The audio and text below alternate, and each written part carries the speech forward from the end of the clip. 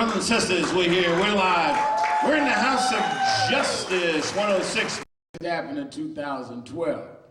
Now, let me give you this because this is, to me, one of the more alarming ones I've heard.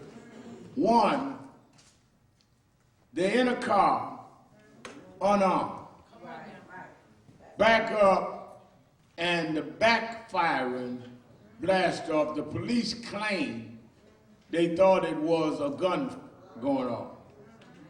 Police chased them, end up shooting at them 136 times. 136. One cop jumped on the hood of the car and shot over 40 times. They prosecute only one cop. There's a lot of policemen involved. They prosecute only one policeman, the one that jumped on the hood. He waives a jury trial. Judge acquits him. People began marching last Saturday when the verdict came out. Then there was some protest Sunday. The churches marched Tuesday. They asked me to come in, and the Clergy Coalition, the NAACP, the Urban League, and the group called BAM asked me to come in. I said, well, let's do it next week, give you Sunday to do the announcing in all the churches. No, we want you to come before the week is out. So I went last night, church overflow. All in the paper, all on the talk radio. Will Al Sharpton come and cause trouble? So I get to the airport, hear all this, and then I went on to the radio station. A lot of them there welcoming us and all that. And I asked the guy, I said, well, let me ask you something.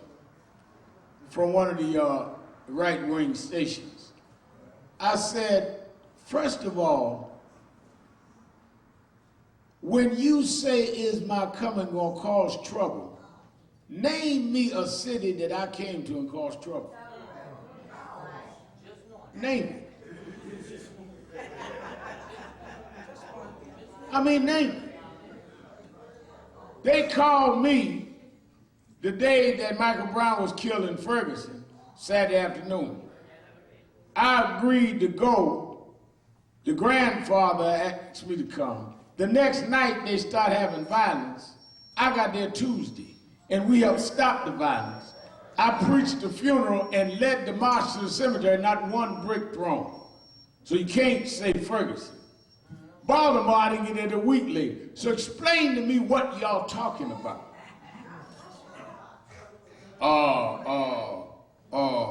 Well, what about way back in Crown Heights? I said, read the Crown Heights report. I live in New Jersey. I didn't even know it happened.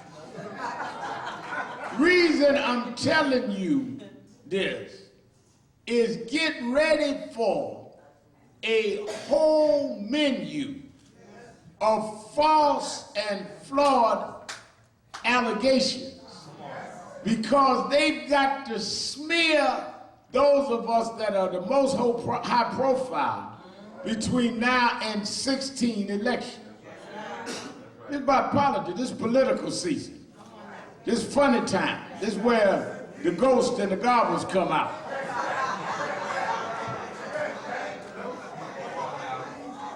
You're gonna start hearing about stuff you ain't never heard before.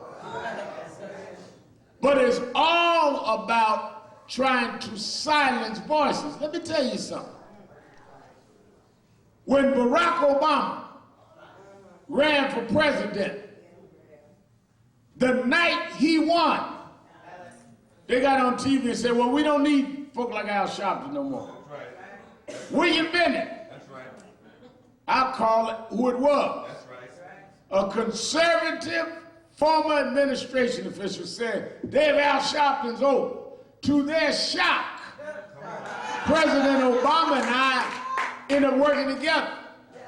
They do not intend to have to deal with civil rights interfering in their process of trying to take this country back into the right way.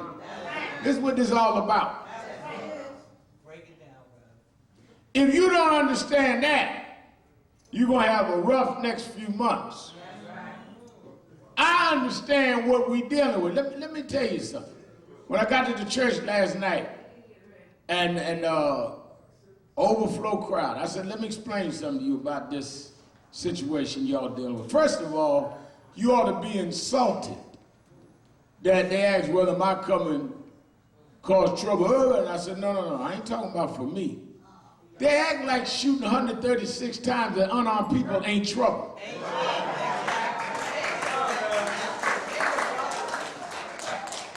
They act like a 12-year-old boy, Tamir Rice, who was there with a toy gun, experimenting on your case, on the job training, and you dealing with a crisis, and you up against unions and all of that have experts. So there is a strategy. That's why I sit back, it's the same place so many times, till I can almost tell you when it's coming. And that is why I told the family, they're gonna pit family against family. Come out this week about some of the folk that was the great Ungawa militant crowd was on payroll, and mad they didn't get paid in Ferguson. They will put people in your ranks to cause confusion, and their only job is to cause confusion. And I tell a lot of our young people, all remember, you won't have enough time to get to policy. But after you weed through all of that, then you're gonna have the election. The concern on both sides, I'm gonna hold his eyes up.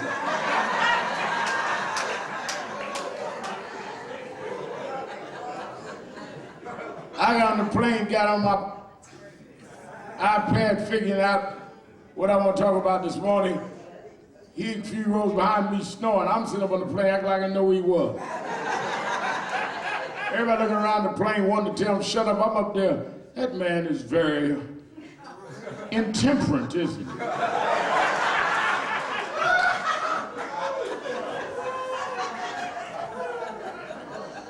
My point is, you can do whatever you are committed to doing. I'm doing at 60 what I was doing all my life. Well, he doing it for publicity. I was doing it before I got in the paper. I don't need to do this now. I'm on TV every night.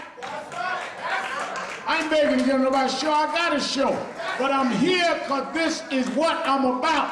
The show comes from here. Radio comes from here. This is about fighting for ordinary people every day.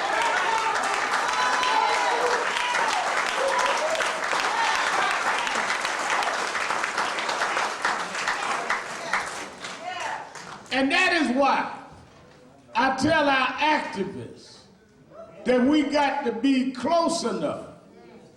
That's why I respect people that may have different tactics, different traditions, but understand the cause is more important than that. Got to be like scissors. Anybody get in the middle, cut them. Cut them off. Because they ain't about where we going. We have a real problem. We still have disproportionate unemployment, disproportionate health care problem, disproportionate education. And until we close the gap, we have not solved the problem of equality. Now, when I went to Olivet Institutional Baptist Church in Cleveland last night, that was the same church Martin Luther King used to go to in the 60s. Reverend Hoover was his friend. If you go and Google up the articles they did on Dr. King, they used the same thing on him, outsider, gonna cause trouble. Now, I ain't equating myself to Dr. King. I'm talking about our tradition. Nobody's equal to Dr. King. But if they'll do it to Dr. King, you know what they'll do to you and I. Same thing, smear. They indicted him once for income tax. They don't talk about that. When you die, think, oh, the great man. When you're alive, they try to tear you down.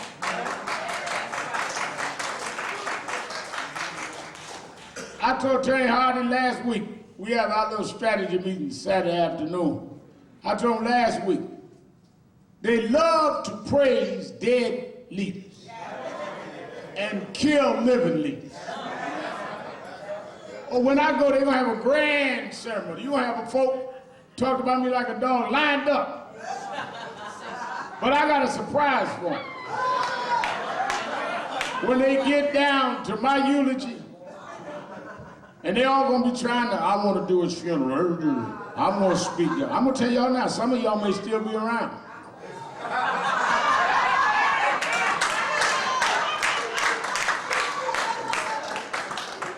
They're gonna ask Dominique and Ashley who they want to preach the eulogy, and they're gonna get into arguing and fighting with each other and all that.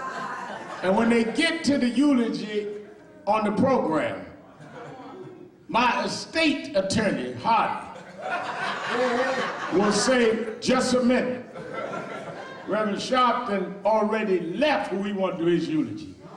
And he's gonna hit the button, I'm gonna preach my own eulogy.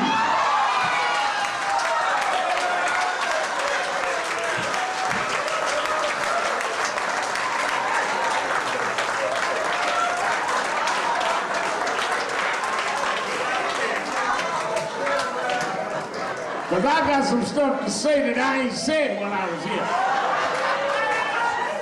You might not want to sit up too close, because you might be on my hit list when I get there. Devon, I want you to do your best number. Get everybody in the mood, and then let Hardy hit the buttons. I'm joking, but we have a way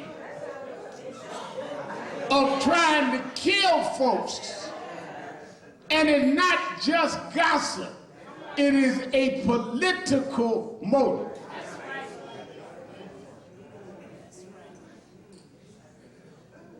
Second thing, causing trouble. Bikers go in front of a mosque in Phoenix, Arizona on their day of prayer and have a Muhammad drawing contest and tell people to exercise their Second Amendment right, which is tantamount to saying, come on. That's right. That's right. Now that's trouble. That's right. Islamophobia. Trying to provoke people on their day of prayer. And none of us, talking about it, I did it on my show last night. Let me tell you something.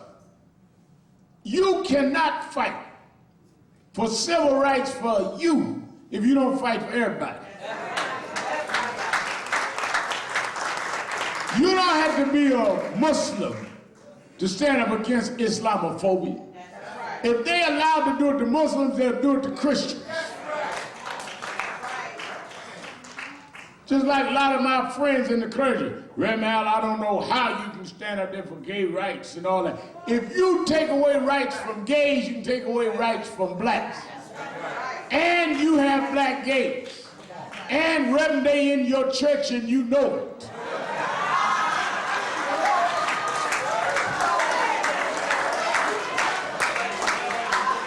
So quit lying. I don't accept gays. You accept their offering and their tithes. You won't stand up for their rights. I stand up for everybody's rights. Whatever their life is, they have the right. You ain't got to agree with it, but they have the right. And you must mature to whether it's Islamophobia, homophobia, gender inequality, stand up for what is right. I looked at this provocative move in Phoenix. And the only thing that bothered me was where were we out there protesting that? I'm talking about the black community in Phoenix. I remember a few years ago, Rach remember, I went to Phoenix and led the march on immigration, when they came with the whole new laws on immigration. When I got to town, the black preachers talking about we don't get along with the Latinos. I said, first of all, this is racial profiling. If they allow to pull people over the car based on if they think they're Hispanic and illegal, that's racial profile. How are we going to fight racial profile on the New Jersey Turnpike, but say it's all right to do to Latinos here in Phoenix, Arizona? I thought y'all were civil rights activists. You got to be big enough to and the same guys that it kills me, Kirsten, same guys get mad and you fight for others, turn around and talk about don't nobody fight for us. Well, why should if you don't fight for nobody? It is incredible where we are in these times. We are in the last months of the first black president of the United States. The battle is not just his blackness, but that he was progressive compared to his predecessor. The battle is now, where are they going to take the country next? We are in the middle of that storm. And if you are not prepared to stand the weather, whether they turn up the heat or pour down thunder with rain, then you need to get out the way, because this is going to be a battle going into 16. Right after that will be the re-election campaign in New York, Ron de Blasio. Then right after that going to be 18 midterm elections. So y'all wonder why I lost a lot of weight. I'm in training for the next 3 years. Now, I'm not going to tell you we're going to win every battle, but we're going to win this war. We are not going backwards. We are not going to allow them to take away voting rights and take away the Affordable Care Act and deal with the reformation of policing like it's a side issue. We have fought too hard and spent too much time to let them turn around now. They can shoot whatever shot they got. There'll be no backing up. We are ready for the fight.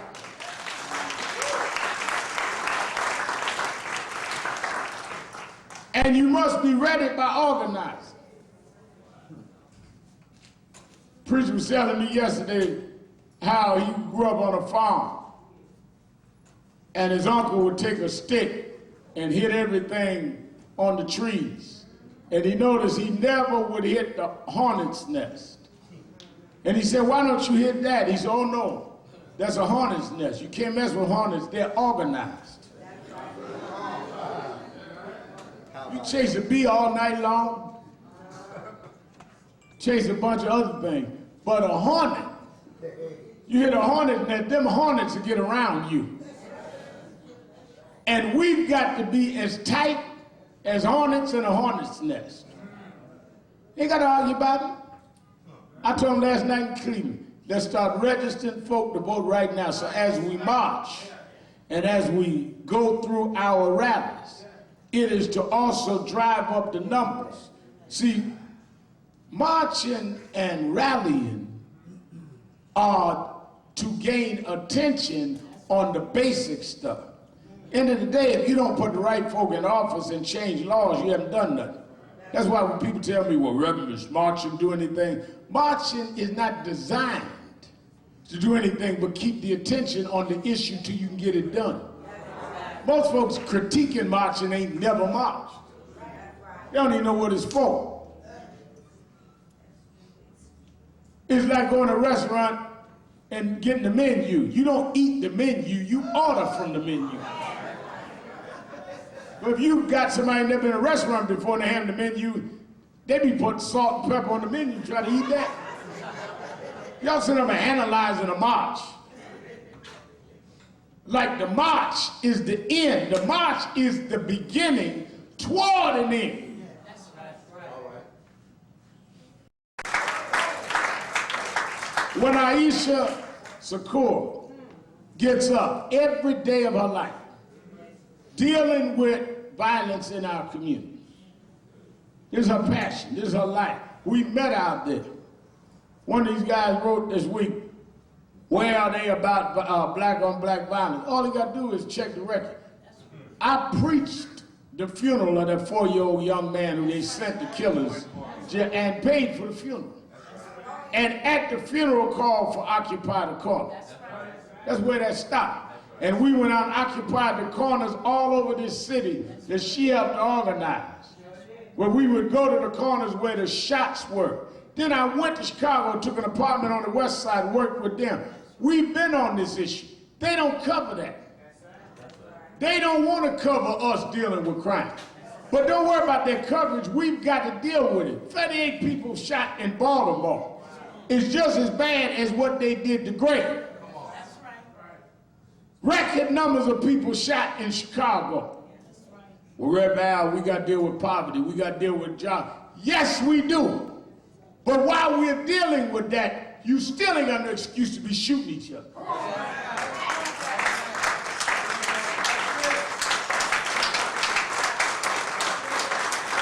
All that you say is right, but it does not give you the right to pick up arms and go at your brother. Don't rationalize you becoming so vile and contemptible that you terrorize a community already under siege. And we got to stop apologizing. Just like we want the police to deal with bad apples, we got to deal with it.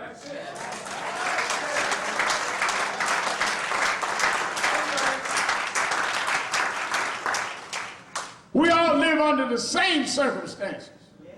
And we ain't running around here shooting each other. The mentality, that's why when we deal with these gun laws, the mentality that you get mad and you just go kill somebody. And that's what the availability of guns do. When you get people that have no discipline, no restraint, and their first reaction, because they're angry, just kill. And when you make life so cheap that people will take a life without any consideration for the value of the life.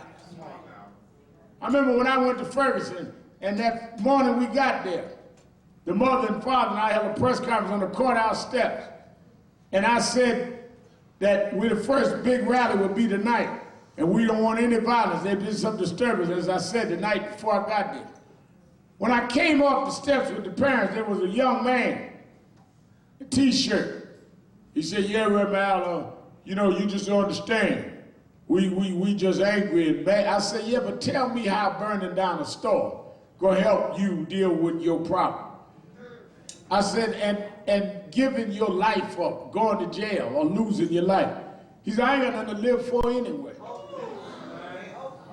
When the world has convinced you that you have no reason to live and that you have no value in your life, that is when it's over for you.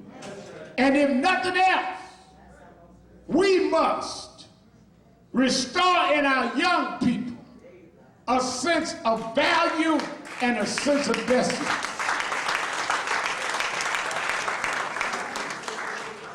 Part of our problem is that we have had a culture that has given up and have, despite whatever achievements made, have lost hope. And we got to let young folk know no matter how hard it is, it's been harder than this and we made it anyhow. No matter how dark it is, there's a light somewhere and we'll pierce the darkness. We did not come this far to give up now. And if you give up, they ain't got to beat you because you ain't even out there to fight. They win because there be no fight. Give up. All your leaders are crooks. Give up. So-and-so ignore you, give up. Because if you give up, you ain't going to vote. They're going to get in power. They're going to build jails. They're going to lock you up for giving up. It's an endless cycle. We got to break that cycle. Well, Al, it's easy for you to say that. No, it ain't easy for me to say that. I say that because I had to be that. I grew up single-parent home. I remember on the 1st and 16th, my mother used to tell me to stand by the mailbox in the hall and wait for the check, the welfare check, because people would wait on the 1st and 16th and break in the mailboxes and take everybody's check. I remember going to Dan Supreme or A&P shopping with food stamp. I've been there. I know what that is. But the difference is I had a mother and a pastor and others that taught me I had value and that I had something to live for. It was not my fault how I was born, but it's going to be my fault how I leave here.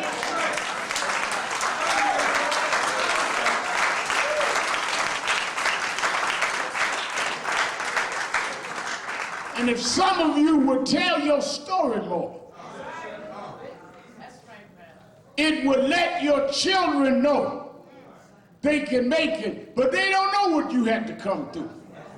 You're too cute to tell them that you made mistakes and that you suffered and that things weren't always easy. You want to always act like you had it. No, there were days you didn't have it, but you held on anyhow. And if we tell our children, even with our heads down and our faith broken, we held on anyhow, it'll give them the strength to hold on.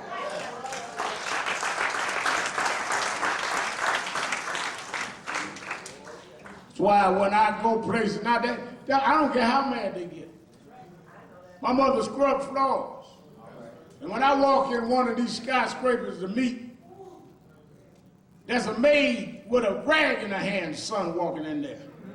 I'm looking across the table at people that had the best of everything. I didn't have none of that, but we at the same table. And I hope you brought your best game, because I come with my best game. We're going to see who can do what here. Ain't no shame in my game. Because I had to come through more to get here. I had to be stronger and more durable and wiser. I had to get up off the ground too many times. You've been cutie-duty. You might not be able to take a punch. I took every punch they got, and we at the same table. Let's shoot your best shot.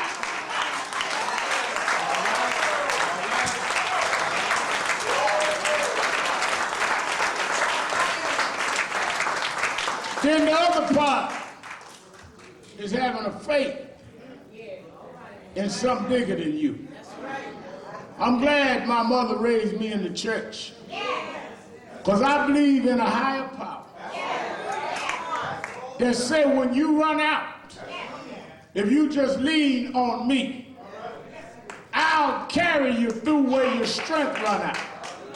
Or there are going to be some things you face that is stronger than you, but there is a power that'll give you strength that's not dependent on your limitations. I remember my brother here tell you the last 8 years of my mother's life, she had dementia. Didn't know who we were when we go see her. I remember I went down once, and I didn't like to go a lot because it was hard for me to deal with it since she had raised me by herself. I remember once she sat there, she used to hold this doll. And she'd go in her own world and say little things that didn't mean a lot. Well, I remember one visit I was at, she was singing a little nursery rhyme. Mary had a little lamb. And I'm like, we were trying to talk and do other things. Mary had a little lamb. And I remember I left, headed to Atlanta, headed back to New York. And a preacher friend of mine told me to come by his church. So we got in Atlanta, I went by his church. He said, how's your mother? I said, she's the same. He said, she say anything to give you a little message of encouragement? You're so worried about it. I said, no. He said, well, you know, sometimes they break out and can just drop a jewel on you. I said, no, she didn't say nothing. So we went on out to service, and the choir got up to sing. And the choir started singing, "O Lamb of God." "O Lamb of God, I come." And it hit me in the pulpit that Mama did tell me something. The reason I could make it is because Mary had a little lamb.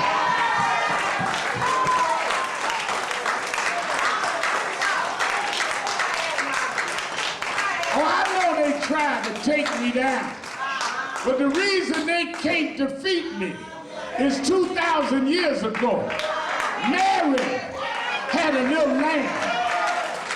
"Oh, Lamb of God, I come." You thought it was a nursery rhyme, but Mama was telling me, don't you back up. Don't you worry. Don't you give in. Mary had a little lamb. And because of his lamb, the first will be last. The last will be first. The lion and the lamb gonna lay down together. We can win. We can be strong again. We can return again. Because Mary had a little lamb. Everybody's singing. Everybody's singing. Everybody's singing.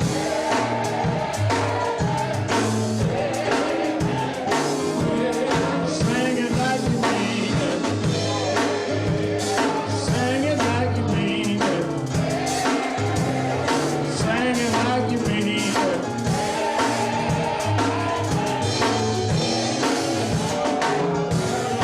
We want justice. Got to have justice. We want justice.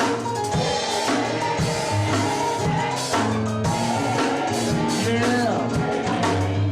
Everybody's singing.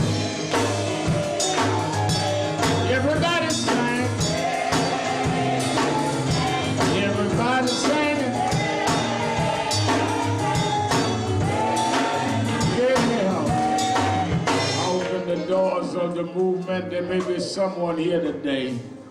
You hear us on the radio.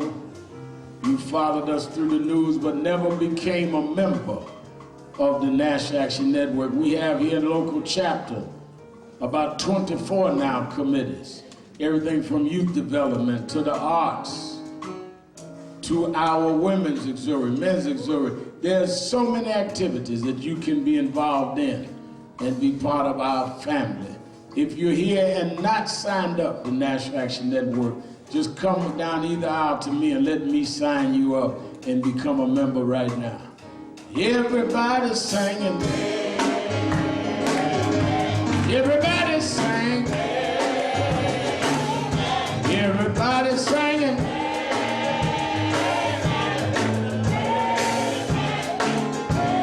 Singing like you mean it. Singing like you mean it.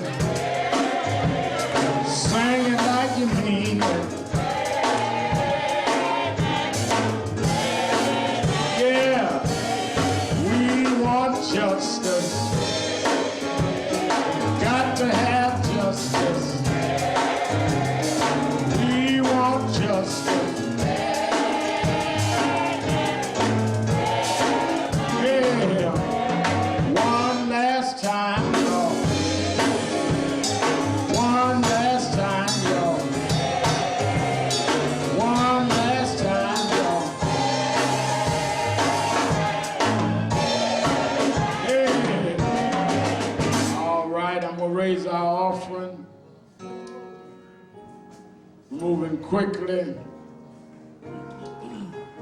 Give Emerald a hand to march yesterday. As Eric Gardner's daughter stood up big time. I was out there in Cleveland watching y'all. Emerald Gardner, of course, Esau, we're here every week as we fight for justice for their family, but they've become our family. They go my little, What's the matter? she called me Justice. That's Eric Gardner's granddaughter. What's the matter? Did she help march yesterday? Oh, you was off yesterday. You let Mama march. Oh, no, don't take off school. They'll put that in the paper. You'll be a scandal. They'll be saying you play hooky on the front page.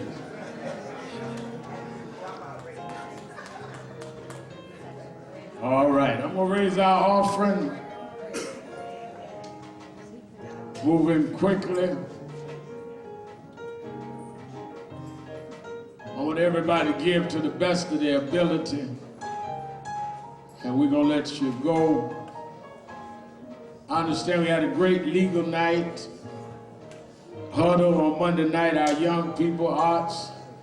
They say y'all busting out the walls. I don't have to be here every day to know what's going on.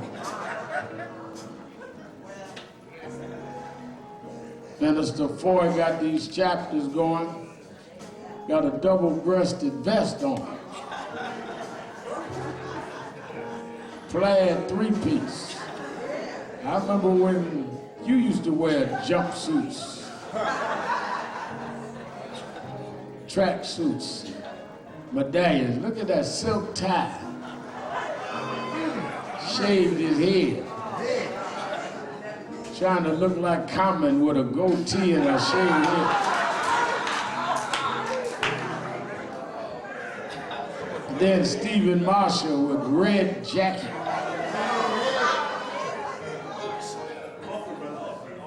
Got on, what is these? That's the happy socks. Suede shoes. I guess that's the new thing. Like Common and them. Now, to my generation, you look like Isaac Hayes and Barry White standing there.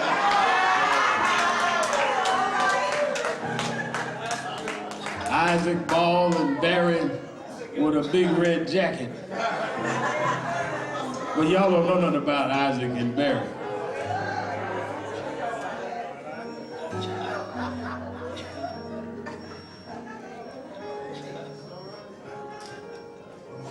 God told me the other day, he said, I heard you on the radio and I agree with you. I'm your age group and you embrace it. I said, I worked hard to get 60.